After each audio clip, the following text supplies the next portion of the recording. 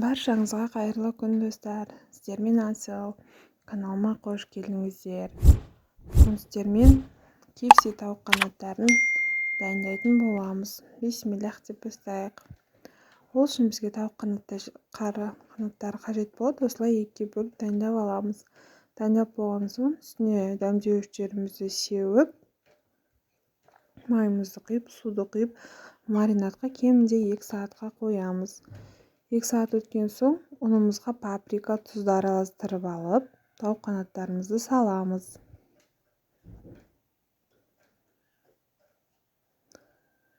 Толықтай салып болғаннан кейін тауықтың қанаттары бүкіл жеріне ұн тиіп кебуі қажет.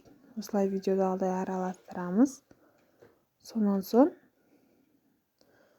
сұйық кляр дайындауға кірісеміз. Оған 1 немесе 2 жұмыртқа, тұз, су, ұн салып, сұйықтау кляр дайындаймыз.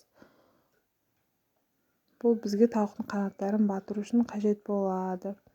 Одан кейін видеоға түспепті, бір ыдысқа жай ұн салып қоямыз. Одан кейін тауық қанаттарын аламыз, сұйық клярға аунатамыз, сосын ұнға аунатып алып, қатты қызып тұрған майда 3-4 минут қуырамыз. Сонымен KFC дайын, өте дәмді болып шығады. Осы рецептпен жасап көріңіздер. Каналға тіркеліп, лайк басуды ұмытпаңыздар. Ас болсын.